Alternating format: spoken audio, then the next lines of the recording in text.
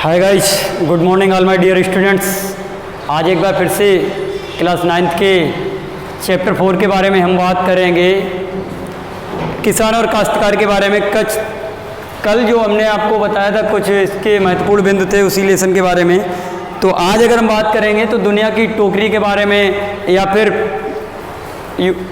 America से पश्चिमी देशों की तरफ गेहूं का उत्पादन किस तरीके से हुआ, या फिर रोटी की टोकरी और रेत के टीले का प्रकोप किस तरीके से बढ़ा, वहाँ पर क्या किया गया, क्या मनोदशाएं हुई, वहाँ पर क्या स्थितियाँ प्रकट हुई और किस तरीके से इस तरीके का व्याख्यान वहाँ पर किया गया। अमेरिका के लिए रोटी की टोकरी क्यों कहा गया। आपको बता दें कि दुनिया की जो टोकरी थी अमेरिका को इसलिए कहा गया क्योंकि आधुनिक जो सदी थी, 18वीं सदी की बात करें तो 18वीं सदी तक अमेरिका में क्या किया गया था। अमेरिका में जो आधुनिक जो स्वायत्त अमेरिकी वासी थे, जो स्वायत्त अमेरिकी वासी थे, उनका पूर्ण रूप से वहाँ पर जो स्थान था वो सुनिश्चित नहीं था। और यहाँ की जो भूमि थी 60 करोड़ भूमि, 60 करोड़ भूमि पर जंगल और 40 करोड़ जो भूमि थी, अगर देखा जाए, 80 करोड़ भूमि, 80 करोड़ भूमि पर जो था वो जंगल था। और जो 60 करोड़ जो भूमि थी उस पर केवल और केवल, यहाँ पर होगा 60 करोड़ भूमि का जो भी टुकड़ा था उस पर केवल और केवल घास उत्पन्न हुआ करती थी। और जो भूमि हमने लिखी है करोड़ में, ये हेक्टेयर में नहीं, ये एकड़ में है। किसमें? एकड़, एकड़ भूमि पर। यहाँ पर भी एकड़ होगा,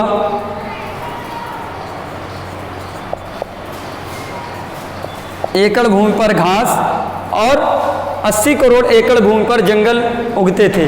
अब क्या किया गया आगे, अगर इसी चैप्टर में हम बात करें तो इस खेती का आधुनिक विकास अमेरिका में हुआ था। जो आधुनिक खेती का जो विकास था वो अमेरिका में हुआ था, जिससे अमेरिका विश्व की रोटी की टोकरी के रूप में जाना गया। कौन? अमेरिका विश्व की रोटी की टोकरी के रूप में जाना गया। 18वीं शताब्दी तक यहाँ पर किसी प्रकार का औपनिवेशिक स्रोत उत्पन्न नहीं था और स्वायत्त अमेरिकियों का वहाँ पर किसी भी प्रकार से पूर्ण स्थापित उद्देश्य नहीं था। और 80 करोड़ एकड़ भूमि पर जंगल और 60 करोड़ एकड़ भूमि पर घास उत्पन्न होती थी। अगर इसी में आगे बात करें तो जगह जगह मूल स्वायत्त अमेरिकियों के नहीं बल्कि मूल जो अमेरिका के निवासी थे, मूल अमेरिका के जो निवासी थे उनके कहीं कहीं पर, चाहे वो घुमंतू चरवाहों के रूप में या फिर स्थानीय रूप में, मूल अमेरिकी के जो लोग थे उनके परिवार, उनके समुदाय, उनके समूह दिखाई पड़ते थे। और जो स्वायत्त अमेरिकी वासी थे इनको पूरी तरीके से नकारा जाता था। आगे अगर बात करें तो 16वीं शताब्दी के बाद इनमें क्या किया गया, बीवर फर की आपूर्ति प्रारंभ कर दी गई थी। अगर बात करें तो गेहूं की खेती का पश्चिम की ओर प्रवेश, ये था रोटी की टोकरी के बारे में। अब था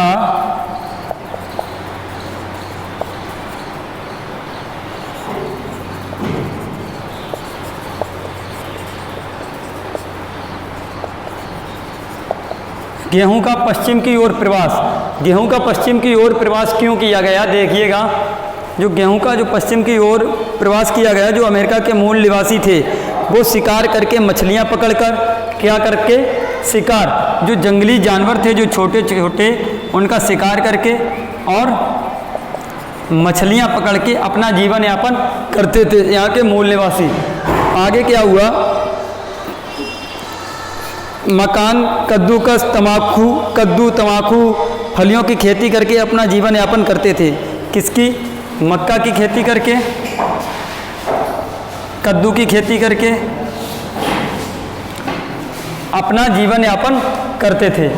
जब अपना जीवन यापन ये लोग करते थे तो क्या हुआ, 1760 के दशक में, या 1785 से लेकर 1783 तक एक संयुक्त राज्य अमेरिका में एक गठन स्वायत्त अमेरिकी पश्चिमी क्षेत्रों की तरफ बढ़ने लगा था।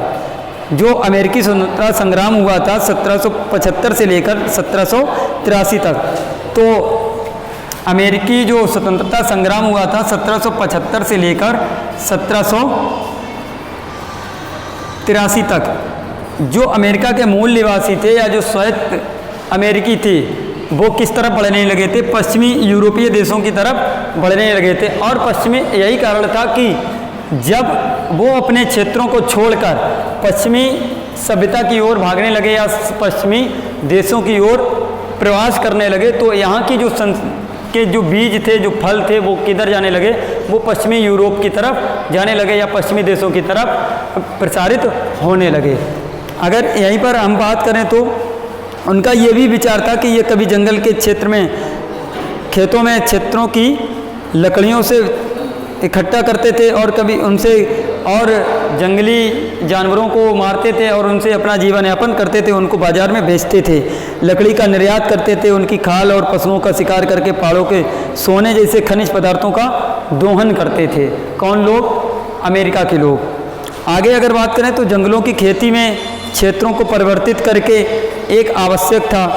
1800 ईस्वी में संयुक्त राज्य अमेरिका में सरकार ने एक औपनिवेशिक शांति बनाकर अमेरिकी इंडियनों को पहले मिसिसिपी नदी के पार भेजना प्रारंभ किया और इसके बाद पश्चिम की ओर इनको प्रस्तावित किया।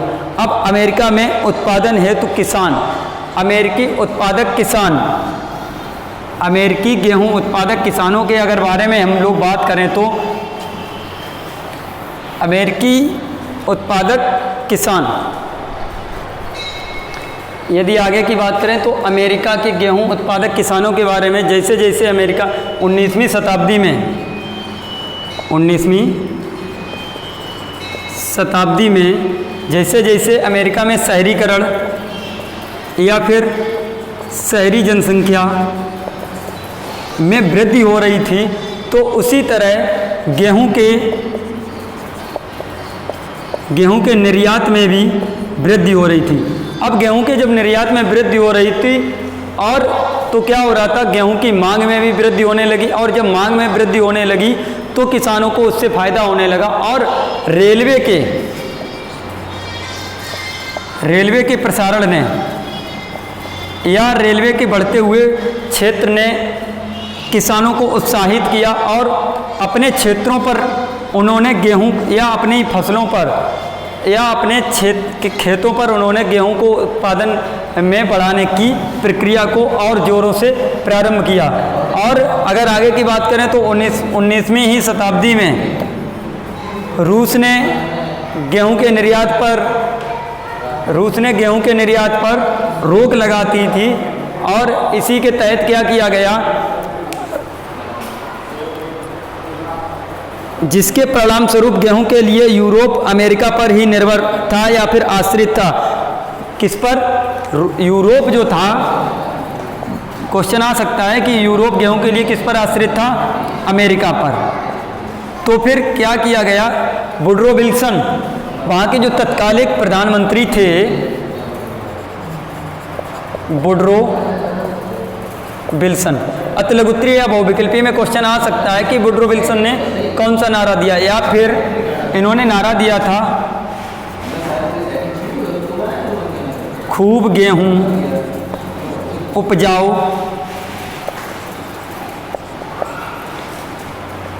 गेहूं हमें जंग जिताएगा। खूब गेहूं उपजाओ, गेहूं हमें जंग जिताएगा।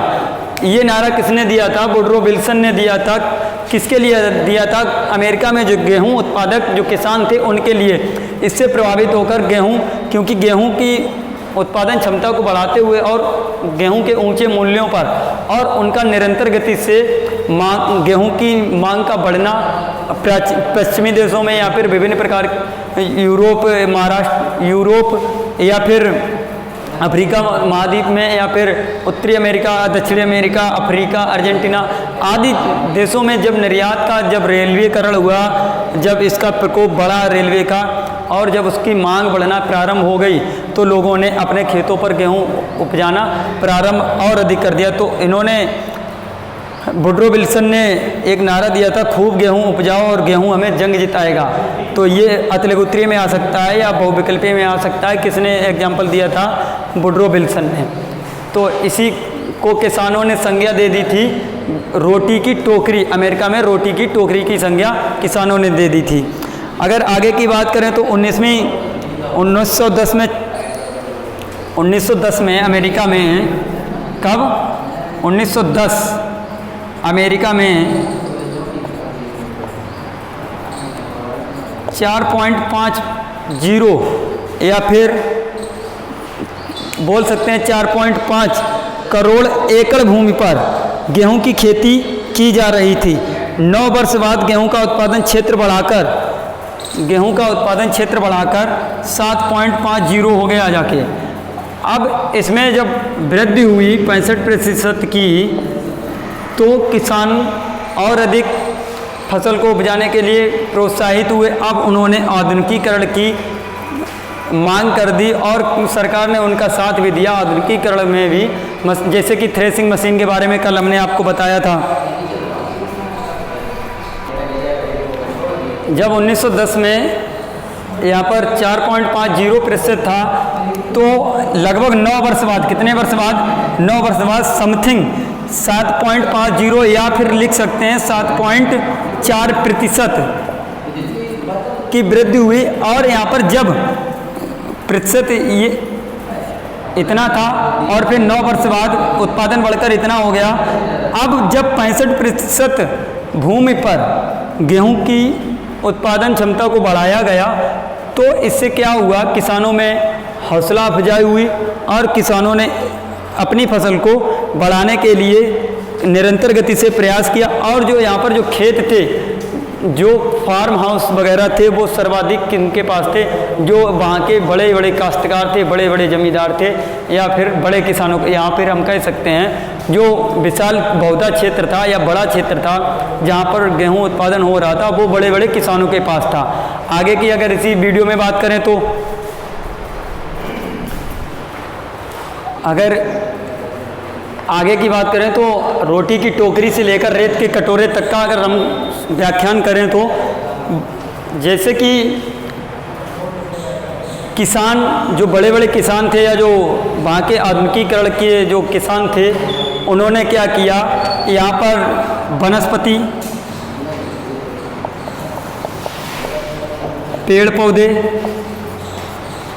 पेड़ पौधों को पूरी तरीके से उखाड़ फेंका या फिर नष्ट कर दिया, जिससे कि इसके परिणाम स्वरूप क्या हुआ? परिणाम स्वरूप यहाँ पर जो वर्षा का औसत था वो निम्न स्तर पर पहुँच गया था, अर्थात यहाँ पर वर्षा बहुत ही कम होने लगी थी। फिर उसके बाद क्या किया गया? इसके परिणाम स्वरूप कारण ये भी बन गया कि यहाँ पर जो तापमान था, तापमान उच्च स्तर पर पहुँचने लगा था।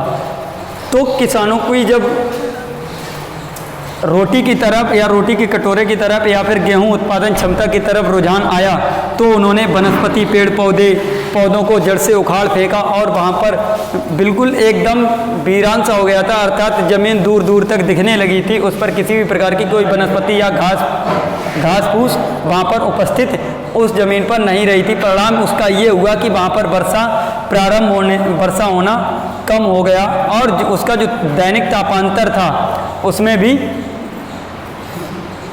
वृद्धि हुई। जब दैनिक तापांतर कम हुई और वहाँ पर वर्षा होना कम हो गया, तो अब क्या किया गया? इस मिट्टी को किसके द्वारा? ट्रैक्टर के द्वारा इस मिट्टी को तोड़ा जाने लगा, अर्थात उस मिट्टी को नष्ट किया जाने लगा। और जब वो धूल के रूप में बन गई, उसके जब छोटे छोटे टुकड़े हुए, तो हवा के वेग में उड़कर वो आसपास उड़ने लगी। जब वो चीज़ वहाँ से उड़ने लगी तो क्या किया गया?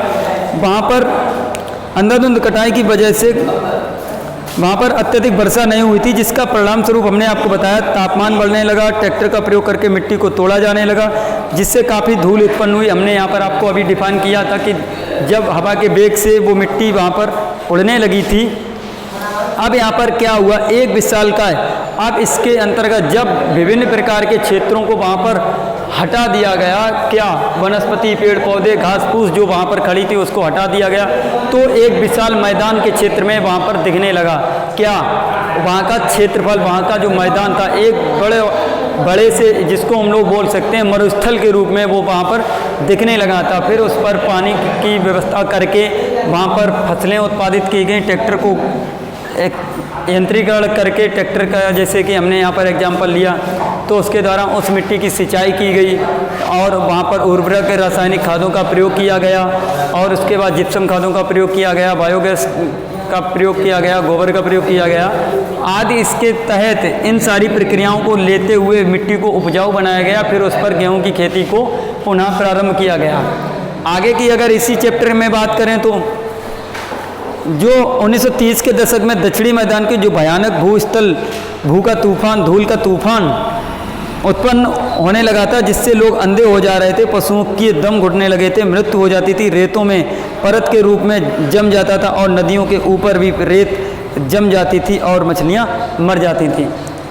क्या हुआ, मछलियां मर जाती थी और पशुओं को तपन की वजह से मर जाने, उनके जो ये जो क्षेत्र था, मरुस्थलीय क्षेत्र था, ये तापमान की वजह से, इस पर घास ना होने की वजह से, वनस्पति ना होने की वजह से इस क्षेत्र में तपन, सूर्य की सीधी किरणें पड़ने लगी थी, अर्थात यहाँ पर पेड़ पौधों की छाया बिल्कुल ही नष्ट हो गई थी, घास फूस बिल्कुल ही नष्ट कर दी गई थी, जिससे कि जो वायु का वेग था वो पूरी तरीके से आमने सामने टकराने लगा था और धूल उड़कर पानी की, अभी जो हमने एग्जाम्पल में दिया था, अभी हमने आपको बताया कि नदियों का जो जल था उसके ऊपर धूल जमने लगी थी, अर्थात वो धूल उड़कर नदियों के पानी को प्रदूषित करने लगी थी और पानी में रुकावट आने लगी थी और उससे बाढ़ की स्थिति उत्पन्न होने लगी थी, अर्थात बाढ़ नदी के दोनों किनारे कटने लगे थे, जिससे कि आसपास के गांव प्रभावित हो रहे थे।